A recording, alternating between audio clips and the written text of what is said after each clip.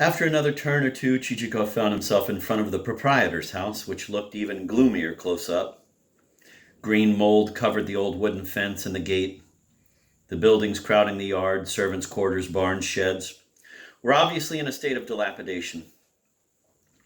To right and left, there were other gates leading to other yards. Everything indicated that once the place had been quite prosperous, but now it all looked bleak. There was nothing to animate the picture. No door opened, no one moved in or out of the buildings, no hustle and bustle. In fact, no sign of life at all. Only the main gate was open, and that because a peasant had driven in a loaded cart covered with matting. He might have come especially to liven up the picture, if only by that much, for an enormous padlock hanging on the gate indicated that it, too, was usually kept locked. Chichikov soon noticed a figure by one of the sheds, who started bickering with the peasant with the cart. For some time he could not make out the creature's sex. It was dressed in something that looked very much like a woman's dressing gown and had a little cap on its head, such as is often worn by housemaids in the country. The voice, however, seemed a bit husky for a woman's. "Oh yes, it's a woman," Chichikov thought, and then immediately reversed himself. "Oh no." Finally, after he had examined it more closely, he decided, of course, she's a woman. For its part, the figure was closely examining him, too. One might have deduced from this scrutiny that visitors were not a familiar sight around those parts, for, having looked Chichikov over, the figure concentrated on Selifan, and then inspected the horses, starting at their tails and winding up with the tips of their muzzles. Judging by the bunch of keys hanging from a belt and by the abusive language used to tell off the peasant, Chichikov concluded that she must be the housekeeper.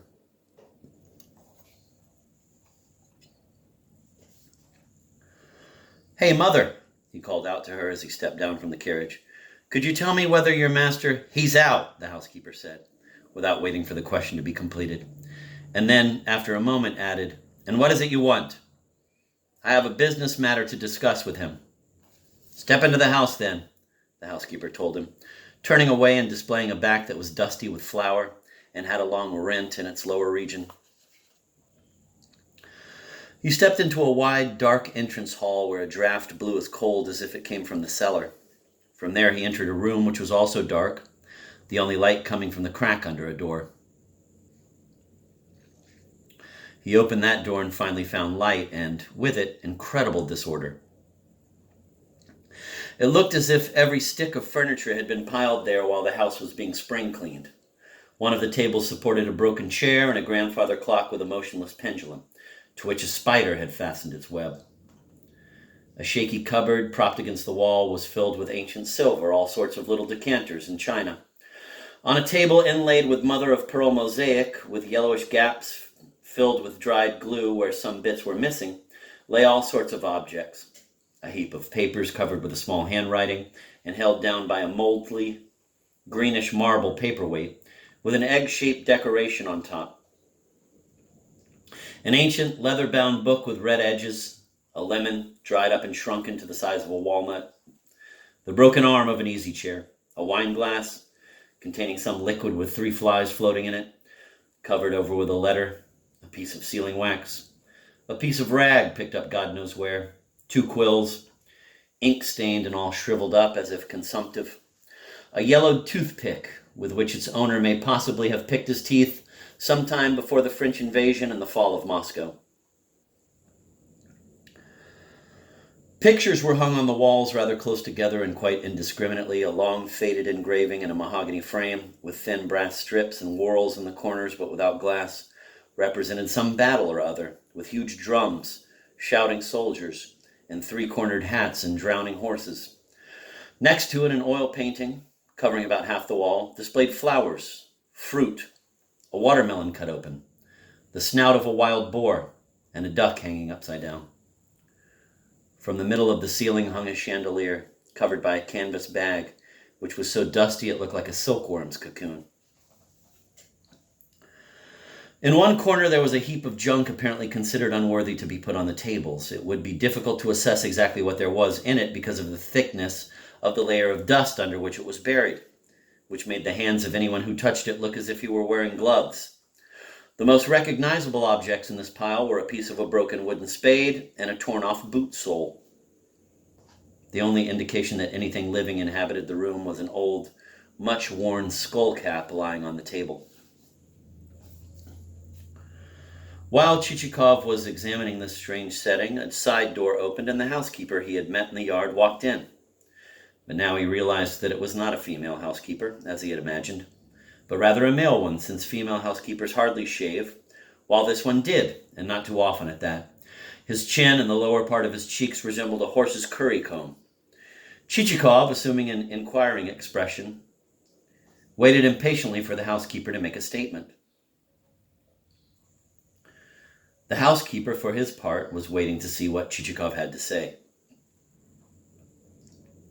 It was Chichikov who, completely confused, finally decided to speak.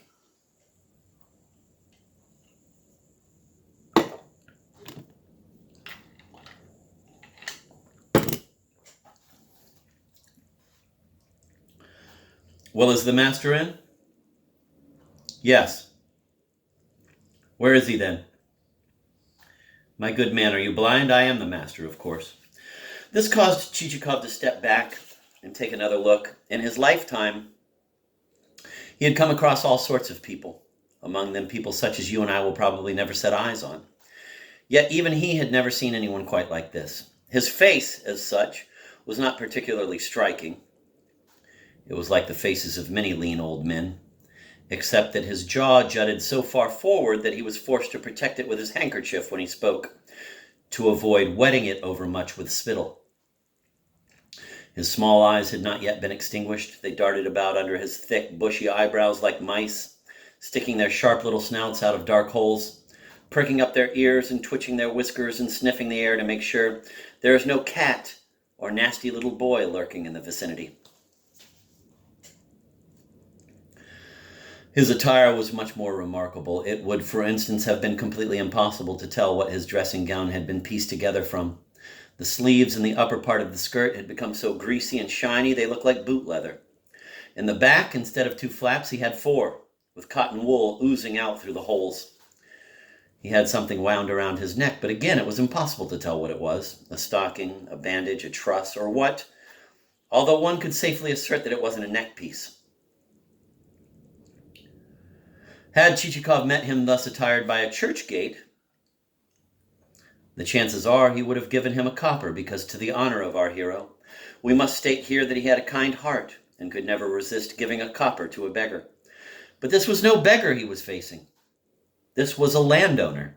This landowner had more than 1,000 serfs, and it would have been hard to find another who possessed as much wheat, whether it was in grain and flour and bread or simply in stacks, or one whose storerooms, barns, and sheds were jammed with such quantities of linen, cloth, raw and dressed sheepskins, dried fish and vegetables, and salted meat. Had anyone glanced into his workyard, where he kept high piles of wood and utensils that were never used, he might have imagined he had strayed into the Moscow flea market, where practical mothers-in-law go daily with their cooks to replenish household supplies. Whitish mountains of wood rose on all sides, nailed, turned, and dovetailed. There were barrels, chopping bowls, tubs, troughs with and without spouts, wooden cups, bark baskets, wooden pails, in which women soak wool and other such junk, hampers of thin, pliable aspen wood, baskets of woven birch bark, and many other items used by Russia's rich and poor alike. What could Plushkin possibly have wanted with such an accumulation of possessions? Even if he had had an estate twice as large, he still would never have managed to use them all. And yet he did not think it was enough. Not content with what he already had, he daily walked the streets of his village, peeping under cow bridges and planks and picking up everything that came to hand, an old boot sole, a piece of rag, a nail, a clay cup, and adding it to the pile Chichikov had found in the corner of the room. "There he goes, fishing," the peasants would say as he set out on his daily tour. And when he had passed, there was no need to sweep the streets. If by chance some army officer passing through the village lost his spur, it immediately found its way to the above-mentioned pile. If a peasant woman inadvertently left her bucket by the well for a moment, it took the same road.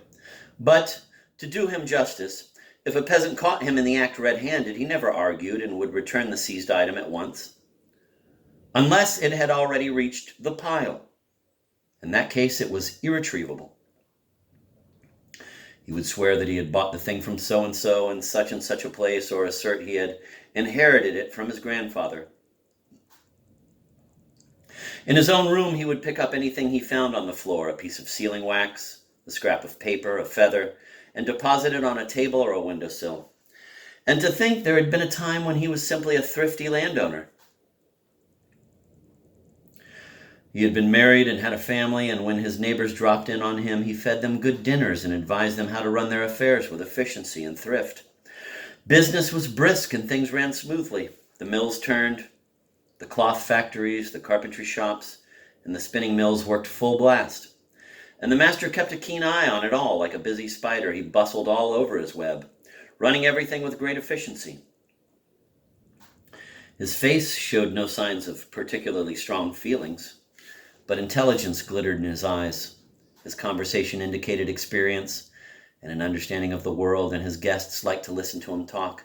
His friendly, garrulous wife had a reputation for hospitality, and visitors were met by his two pretty, fair-haired daughters, as fresh as roses, and his cheerful little son, who always wanted to kiss everyone, whether the person kissed appeared to like it or not.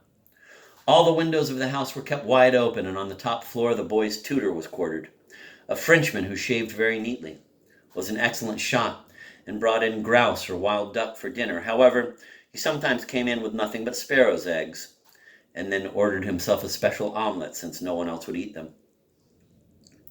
On the same floor lived his fellow countrywoman, the girl's governess. The master himself would come in to dinner in a coat which, although worn, was very neat, with even its sleeves in good condition. That is, without patches. But then the kind-hearted mistress of the house died, and the master took over some of her keys and the petty worries that went along with them. Plushkin was restless, and like most widowers, he became stingier and more suspicious.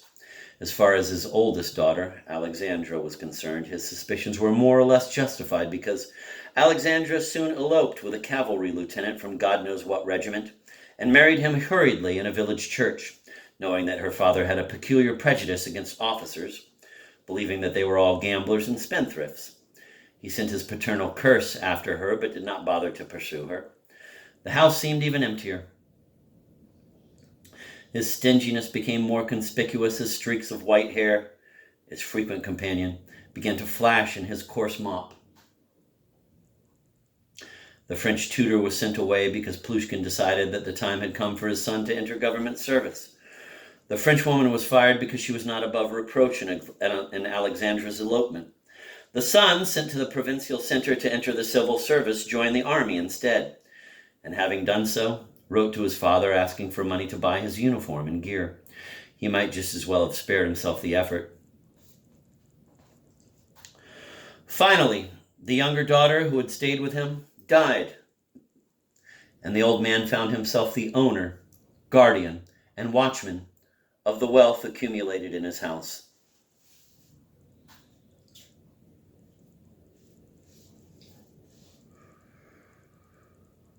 His lonely life afforded rich fare for his stinginess, a vice which has a wolf's appetite and grows hungrier the more it devours. Human feelings, never too deeply rooted in him, were now withering fast, and every day more flaked off the human ruin. And then it happened, as if to confirm his prejudice against the military, that his son lost everything he had at cards. Plushkin sent him his final paternal curse, and never again showed the slightest interest in whether his offspring were dead or alive. Each year, more of the windows of his house were sealed up, and soon there were only 2 left that could be opened, of which one, as we have seen, was pasted over with paper. Each year he lost more and more of his grasp on the major aspects of his estate management and turned his eyes to scraps of paper and little feathers, which he hoarded in his room. For those who were interested in buying his products, he became more and more difficult to deal with. They bargained, and finally dropped him altogether, calling him an emanation from hell and not a human being. His wheat and hay rotted. His grain stacks turned into such manure that one could go ahead and grow cabbages on them. In his cellars, the flour had turned to stone and had to be broken up with an axe. One could not touch his cloth, his linen and homespun, lest they disintegrate into dust under one's fingers. He himself had forgotten what he had or how much, but he was quite sure in which cupboard he kept the flask that held the last of some liquor, with the level marked off so that no one could help himself without his knowing it. He still remembered exactly where some quill or piece of sealing wax had been put. In the meantime, the revenues poured in as before. The peasants had to pay their rents. Each woman had to hand in the same fixed amount of nuts. The weavers had to weave the same lengths of cloth as before. And it was all dumped into the storehouses and left there to rot and go to ruin, while Plushkin himself became a ruin. Alexandra came to see him twice, bringing her little son with her, to see whether she couldn't get something out of him, for apparently army life for a lieutenant's wife had turned out to be not quite so attractive as it had seemed before her wedding. Plushkin forgave her mistake and even allowed his grandson to play with a button that happened to be on the table. But he refused to give her any money.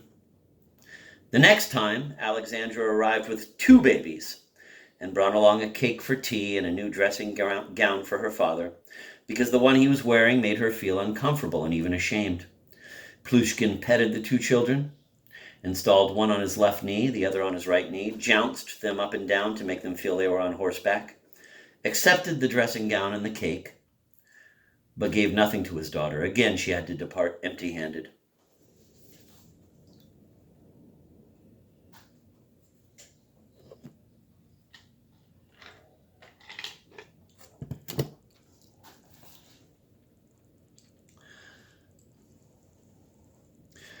And this was the landowner now facing Chichikov. It must be said that characters of this type are not too common in Russia, where people tend to expand rather than to shrink. And it is even more striking when one comes across such a one next door to a landowner who is recklessly squandering his wealth with all the generosity, dash, and lordly unconcern of the Russian soul, burning his candle at both ends, as they say.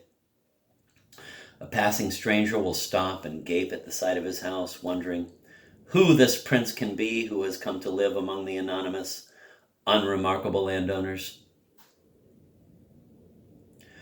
His white buildings look like palaces with their innumerable chimneys, belvederes, and turrets, and they are surrounded by a whole host of lodges and accommodations for guests.